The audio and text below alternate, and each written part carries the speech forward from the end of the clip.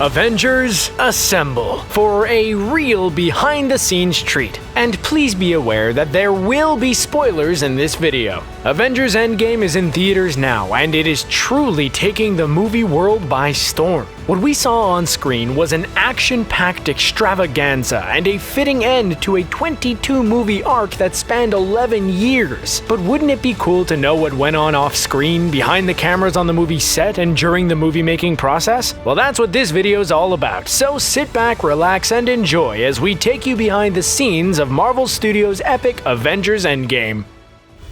Avengers Infinity War and Avengers Endgame were released just 1 year apart from each other, and that's because they were actually filmed back-to-back. With filming coming to a conclusion on Infinity War in July of 2017, principal photography began just a month later in August for Endgame, resulting in a particularly hectic Marvel schedule for the cast and crew who worked on both movies. Production wrapped in January of 2018, and reshoots occurred in September and October of 2018 and January of 2019. The original plan was actually to film the two movies simultaneously, but the back-to-back plan was probably better, as it meant a longer wait between releases, and that longer wait probably contributed to us all enjoying Endgame so much when it finally hit theaters.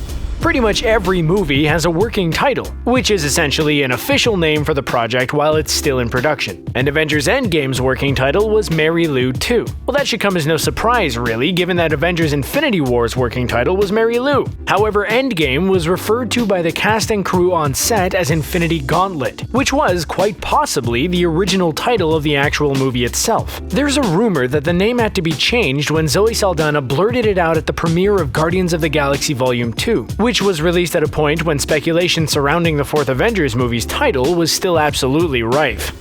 Avengers Endgame was undoubtedly a very long movie, 3 hours and 1 minute to be exact. But even so, you'd still expect the first cut of it to have been longer. As a general rule, the final cut of a movie has a number of scenes snipped from it, scenes that weren't deemed necessary by the people in charge. But the opposite was in fact the case with Endgame. The Russos have said that almost everything that was filmed for the movie made it into the final cut, and that some scenes were indeed added in following the first version they put together. Having watched the movie, it's hard to imagine which scenes didn't make it into that first version.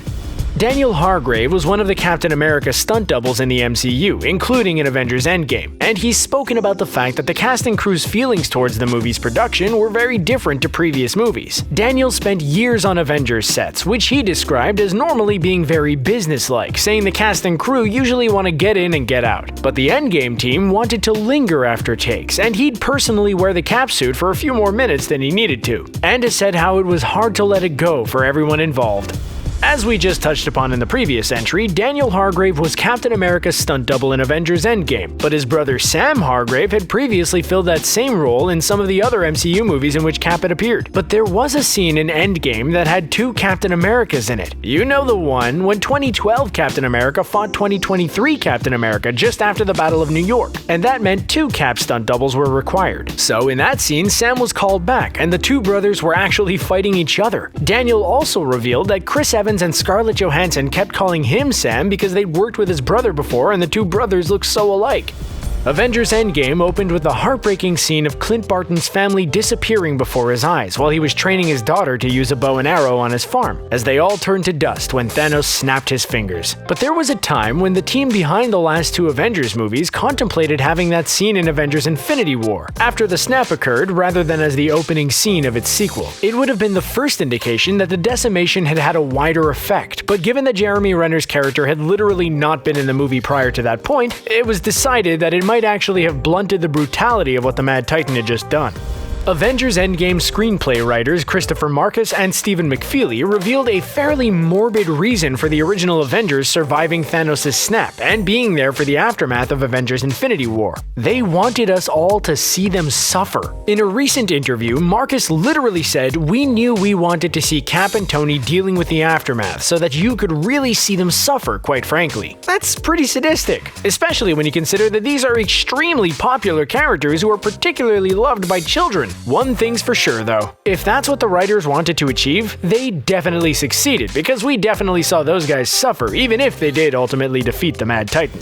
You know that fairly heart-wrenching scene in Avengers Endgame in which Paul Rudd's Scott Lang escapes the quantum realm and sees the huge memorial to the victims of Thanos' snap in San Francisco? Well, according to Christopher Marcus and Stephen McFeely, there was almost a montage of sorts, showing the various memorials in other cities across America. McFeely said, "We used to have beats in the script where there are those in every city, millions of names. While that would undoubtedly have been more impactful, we got the gist of how the United States remembered the vanished from that one scene in the Golden Gate City. And Avengers Endgame was long enough to begin with, so it was probably the right decision to leave the nationwide montage out." Marcus and McFeely have also revealed where they got their inspiration for the 5-year time jump in Avengers Endgame, and it actually came from 2 different television series, Fargo and Lost. McFeely said, "We talked about Fargo from the first season, where it just jumps a year." And you go, what? We hopefully get a similar reaction, with Marcus adding, "And when Lost had their flash forwards, you were like, how did that happen?" It's fair to say that when Endgame revealed the words 5 years later one by one, the vast majority of audiences gasped in shock. So the writers definitely got the reaction they were hoping for. In fact, it was probably more surprising than what had happened in either Fargo or Lost. While Marcus and McFeely highlighted a couple of relatively modern television shows as inspiration for what went on in Avengers Endgame, Marvel Studios head honcho Kevin Feige has revealed that there was actually another more classic source of inspiration for the movie, none other than the iconic sci-fi show Star Trek. Specifically, Feige has said that All Good Things, the 1994 2-part series finale episode of Star Trek The Next Generation, heavily inspired the movie. We're not going to go off topic by going into the details about the plot of All Good Things, but suffice it to say, it heavily involved time travel, and you can certainly see exactly where that influence came from once you've watched the episodes. Marcus and McFeely have even said that in the first draft of Avengers Endgame, nobody went back to the Battle of New York. Asgard was the destination instead, because there's a short period in the MCU when the Reality Stone is there and the Space Stone is in the vault. In that iteration, Tony Stark went to Asgard, which the writers believed would be very interesting. He would have had a stealth suit so he was invisible, but he would have fought Heimdall because the eyes of Idris Elba's all-seeing character could have seen him regardless of invisibility. Of course, New York in 2012 ultimately made more sense because there were 3 Infinity Stones there at one time, as opposed to the 2 that would have been on Asgard.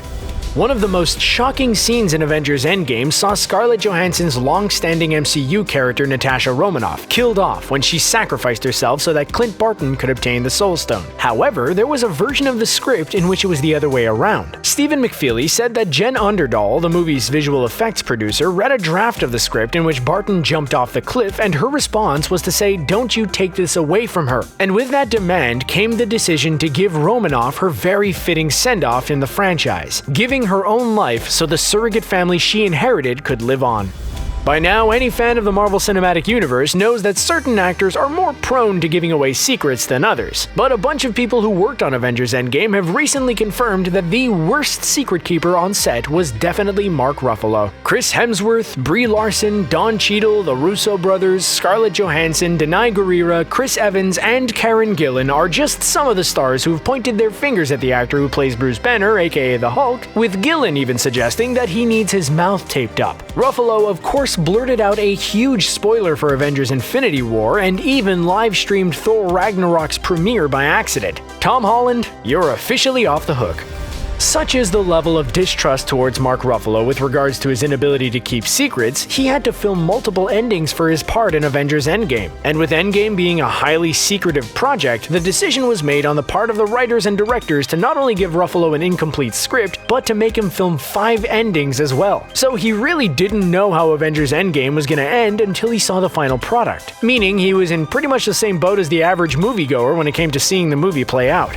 The people behind Avengers Endgame went the extra mile to prevent Tom Holland from speaking out about the plot by not even giving him a script. Director Joe Russo explained by saying, "Yeah, Tom Holland does not get the script. Tom Holland gets his lines and that's it. He doesn't even know who he's acting opposite of. We use like very vague terms to describe to him what's happening in the scene because he has a very difficult time keeping his mouth shut." Yep, that'll do the trick. On the contrary to Ruffalo and Holland, it also seems to be widely agreed that a certain member of the Avengers Endgame cast is the best secret keeper on set. And that's none other than Iron Man himself, Robert Downey Jr. Chris Evans described him as pretty good at keeping secrets, and Mark Ruffalo agreed, but Don Cheadle and Brie Larson concur with the assessment too, with the latter making the very valid point that RDJ has been in the Marvel Cinematic Universe since 2008 and has therefore had the longest run of time out of any actor, over which he has had to keep the majority of the MCU secrets, well, a secret. This entry goes hand in hand with the last one, and certainly seems to back up what the rest of the cast said about Robert Downey Jr., because he was the only cast member in Avengers Endgame who was given the entire script to read. Of course, it could also come down to the fact that as the flagship star of the MCU for the last 11 years, RDJ has a lot of sway in the franchise, but the fact that he's also deemed trustworthy enough to know exactly what happened in Endgame long before the movie was released or even filmed. And you have to give him credit. Not once did he so much as give a hint at the movie's outcome or the fate of his iconic character. Brie Larson has revealed that she came up with an effective way of preventing herself from giving away any spoilers for Avengers Endgame. She mentally deleted any spoiler information from her brain after each day of filming. Prior to the release of Endgame, the Oscar-winning star who plays Captain Marvel in the MCU said, "I just never wanted to feel like I was gonna slip up or that I was gonna say the wrong thing, so I really just deleted it. I tried my best to journal it if I wanted to recall it and go, oh yeah, that was a crazy time." Speaking of Brie Larson filming her scenes, the Captain Marvel star has said that she really didn't know what was going on when she filmed her scenes for Avengers Endgame, and that includes the Captain Marvel post-credits scene that led directly into it. For that post-credits scene, she filmed it alone. The other Avengers actors weren't actually present. She just had to stand in front of a green screen and say, "Where's Fury?" Then for her scenes in the actual movie, she was flown to Atlanta to start filming, at which point she was given a script with every line of dialogue redacted apart from her own. Her script looked like the Mueller report. She really didn't even know the context of her lines. When you see him in his War Machine costume in Avengers Endgame, Don Cheadle is actually wearing what he describes as a very embarrassing and tight-fitting unitard, which has markers all over it that a computer reads and uses to track his character for motion capture purposes. Cheadle has described the unitard as very revealing, and he explained that Tom Holland and Mark Ruffalo also wear the same embarrassing garment during a lot of filming. According to Cheadle, Ruffalo invented this cloth that comes down in the front and in the back, which he calls a modesty cloth, in order to cover up the more discreet areas. Kind of makes the Hulk seem a lot less intimidating. In 2015's Avengers Age of Ultron, Tony Stark moved the Avengers to a new headquarters in upstate New York, but prior to Endgame, no scenes had actually been filmed there. However, for Endgame, 2 filming locations in the Hudson Valley were used for the new Avengers base, with Marvel Studios tasking the Hudson Valley Film Commission with finding open fields with hills and terrain that could be used as a battlefield in the new film, and Mills Mansion in Statsburg was eventually chosen. But the cast never went there. IMAX cameras were taken to Mills Mansion for sweeping shots of the landscape, and helicopters and boats were used to capture the battlefield location, but the cast shot their scenes against a green screen in Atlanta, Georgia. There's a series of Marvel comics called What If, whereby writers can create bizarre scenarios exploring how the Marvel Universe might have unfolded if key moments in its history had not occurred as they did in mainstream continuity. For example, what if Doom became Sorcerer Supreme, and what if the Fantastic Four all had the same power as the Human Torch? Well, Avengers Endgame writers Christopher Marcus and Stephen McFeely have described the movie as their what if. And when you think about it, Thor becoming an overweight drunk, Clint Barton becoming a murdering maniac, Natasha Romanoff becoming a shut-in, and Tony Stark becoming a dad all seemed crazy and bizarre a few years ago. So, Endgame really is like a what-if story. Karen Gillan, who of course played Nebula in Avengers Endgame, has recently joked about how filming for the movie seemed to never end. The Scottish actress revealed that her last day on set was only a few weeks ago when the movie was only a couple of weeks from its release date. She even confessed that the cast jokingly began calling Endgame the Infinity movie during the seemingly endless reshoots. Gillan said, "We call it the Infinity movie. It just never ends. I think we're gonna be at the premiere and they're gonna be playing it and we'll act the last scene live because they won't have finished it." Hey, that's actually a pretty cool idea. Write that down, Hollywood. Avengers Endgame was one of the most secretive projects in movie history, to the point that the vast majority of the cast didn't know their own characters' fates, and no personal filming or photographs was allowed on set. However, in recent days, Chris Pratt has revealed some footage he sneakily filmed on his phone on the set of the movie's epic final battle. The footage truly shows how huge the movie was, courtesy of the vast array of stars present in it, including Chris Evans, who humorously poses until he realizes Pratt is taking a video, not a photograph. Pratt himself describes the footage as illegal in the short clip, and we just hope the Star-Lord actor doesn't get in trouble for filming it. Of course, Pratt could use the old "I wasn't the only one" justification if indeed he does get reprimanded for filming on the set of Avengers Endgame's final battle, because Scarlet Witch herself, Elizabeth Olsen, did exactly the same thing. Her footage from the scene is equally as star-studded as Pratt's, and even includes Pratt himself right at the beginning. It also has Chris Evans as the center of attention again as he enthusiastically waves at the camera, as well as a bearded Chris Hemsworth jovially warning Olsen that cameras aren't allowed on set, and Don Cheadle looking less than impressed about the whole thing. Just like he was when Mark Ruffalo spoiled Avengers Infinity War in his presence in that famous interview. Wait till you see this next one. Everybody dies. Dude. Not everybody.